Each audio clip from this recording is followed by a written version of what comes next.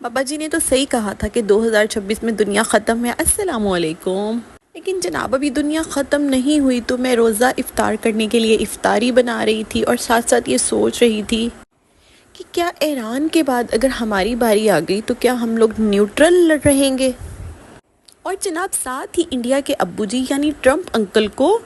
کون سا پیس making award ملے گا؟ اور کسی بات پہ ملے نہ ملے لیکن اس بات پہ ضرور ملنا چاہیے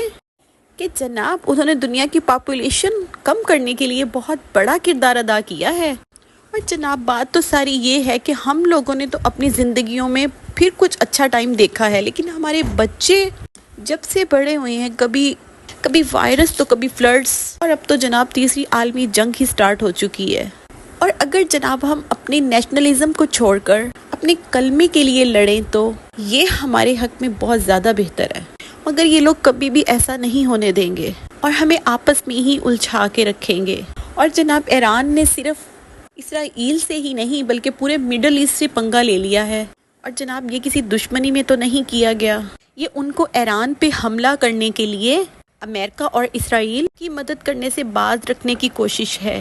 اسرائیل نے جو کچھ اب تک فلسطین کے ساتھ کیا اور آگے بھی کرنے والے ہیں، اللہ تعالیٰ وہی سب کچھ ایران کو اسرائیل کے ساتھ کرنے کی توفیق عطا فرمائے، آمین۔ اور جناب ان کو اپنی میڈیسن کا ٹیسٹ چکھائے۔ اور اب ان سب حالات کے اوپر مسلم ممالک کی خاموشی ہمیں یہ بتاتی ہے کہ ہم لوگ ایک دوسرے سے کتنے دور ہیں۔ اور جناب ایک وقت تھا کہ فلسطین پہ حملہ کرنے کی وجہ سے شاہ فیصل نے دنیا کا تیل روک دیا تھا اور جناب ساری دنیا کو خاموش کر دیا تھا، لیکن جناب آج کے مسلمانوں میں اتنی جرت اور ہمت بالکل بھی نہیں ہے۔ جو دنیا سے شہید ہو کے چلے گئے، اللہ تعالیٰ ان کے درجات بلند کرے، سب مسلمانوں پہ رحم